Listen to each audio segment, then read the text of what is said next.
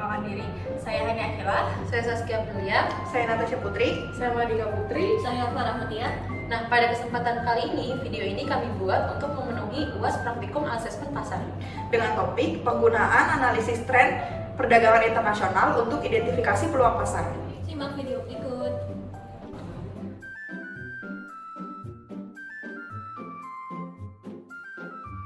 Analisis tren perdagangan memungkinkan perusahaan untuk mengidentifikasi perubahan pola dan preferensi konsumen serta memetakan peluang pasar yang potensial. Dengan menganalisis data historis dan pola perdagangan, perusahaan dapat mengantisipasi permintaan yang akan datang, menyesuaikan strategi pemasaran, dan memanfaatkan celah pasar yang mungkin terlewatkan oleh pesaing.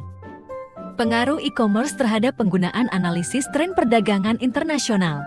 Dalam era digital saat ini, e-commerce telah mengubah cara kita berbisnis dan memanfaatkan data untuk membuat keputusan yang lebih tepat. Selanjutnya, kita akan membahas mengenai digitalisasi perdagangan. Digitalisasi perdagangan telah mengubah secara drastis cara barang dan jasa diperdagangkan di seluruh dunia.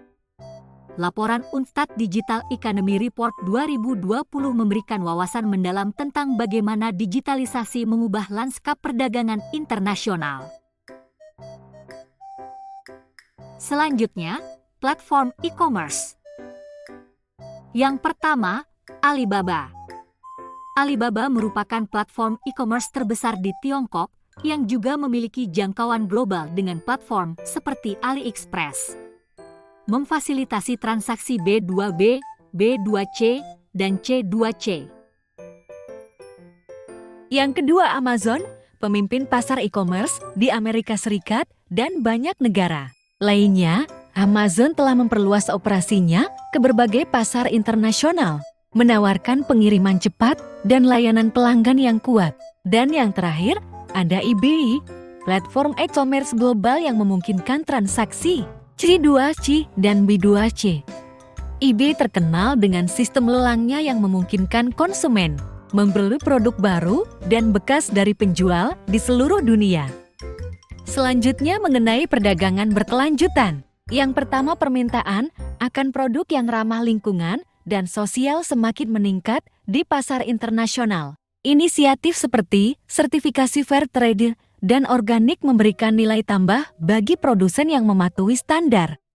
Adapun manfaat dari perdagangan berkelanjutan, yaitu peningkatan produktivitas, akses pasar yang luas, keterlibatan pemangku kepentingan. Dengan adanya perdagangan berkelanjutan, perusahaan dapat memprioritaskan dan menerapkan praktik perdagangan berkelanjutan untuk meningkatkan daya saing, keberlanjutan, dan dampak positif bagi lingkungan serta masyarakat. Selanjutnya, kita akan membahas mengenai perdagangan barang digital. Produk digital seperti layanan cloud, perangkat lunak, dan konten digital telah menjadi sangat penting dalam perdagangan internasional. Perusahaan besar seperti Microsoft, Google, dan Adobe memainkan peran kunci dalam menyebarkan layanan ini ke seluruh dunia. Perangkat lunak seperti Shopify dan WooCommerce juga digunakan oleh banyak bisnis untuk mengelola toko online mereka. Dengan platform ini, bisnis kecil dan menengah bisa mencapai pasar global tanpa harus berinvestasi besar dalam infrastruktur teknologi. Berikut ini merupakan manfaat produk digital untuk dapat memasuki pasar global. Pertama, perdagangan barang digital membuka akses ke pasar global tanpa batas fisik. Produk digital bisa dijual kemana saja dengan mudah, membuat perusahaan bisa menjangkau konsumen dari berbagai belahan dunia. Kedua, produk digital seringkali memiliki biaya produksi dan distribusi yang lebih rendah dibandingkan produk fisik. Ini membuatnya lebih efisien dan lebih murah untuk menjangkau konsumen di seluruh dunia, sekaligus meningkatkan margin keuntungan perusahaan. Ketiga, data dan analitik dari perdagangan digital memberikan wawasan yang berharga tentang perilaku konsumen. Perusahaan bisa mengumpulkan data tentang apa yang diminati konsumen, kapan mereka melakukan pembelian, dan bagaimana mereka berinteraksi dengan produk. Misalnya, Perusahaan e-commerce bisa melihat produk mana yang paling populer di berbagai negara dan mengarahkan strategi pemasaran mereka untuk memaksimalkan penjualan. Dengan analitik yang tepat, keputusan bisnis bisa lebih terarah dan berbasis data. Jeti, perdagangan barang digital tidak hanya penting dalam skala global, tetapi juga membuka banyak peluang baru bagi perusahaan untuk berkembang. Tren perdagangan internasional yang selanjutnya adalah integrasi regional. Pembentukan blok perdagangan regional terus mempengaruhi arus perdagangan internasional. Contohnya, Perjanjian Perdagangan Bebas Amerika Utara atau NAFTA, Uni Eropa, dan Perjanjian Perdagangan Bebas Amerika Tengah Republik Dominika atau CAFTA adapter. Selain itu, di wilayah Asia ada juga IPEC Perjanjian Bebas Asia Pasifik dan ASEAN dan Perjanjian Perdagangan Asia Tenggara. Lalu, integrasi regional memiliki beberapa tujuan, di antaranya adalah meningkatkan daya saing internasional, mempercepat pertumbuhan ekonomi, yang ketiga menciptakan lapangan kerja baru, dan yang terakhir memperkuat posisi politik bersama dalam panggung global.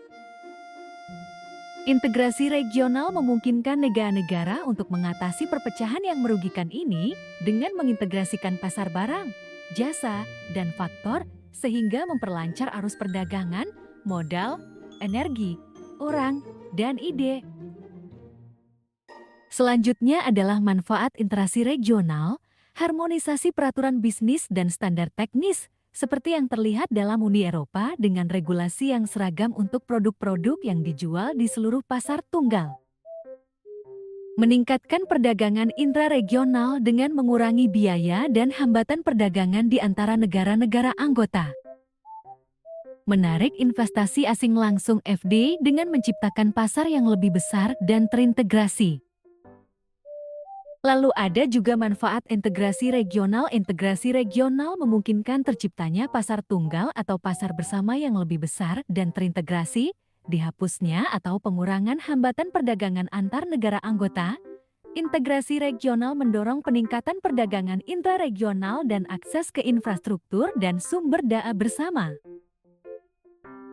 Selanjutnya adalah efek utama integrasi nasional. Salah satu efek utama integrasi regional adalah peningkatan perdagangan intraregional di antara negara-negara anggota.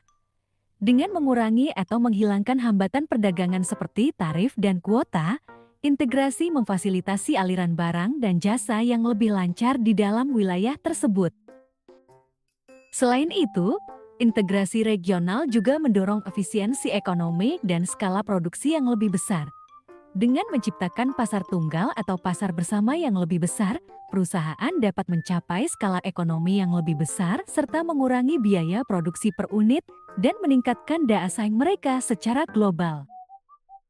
Manfaat integrasi regional pada identifikasi pasar. Integrasi regional memberikan manfaat besar dalam identifikasi pasar dengan menciptakan pasar tunggal yang lebih besar dan terintegrasi.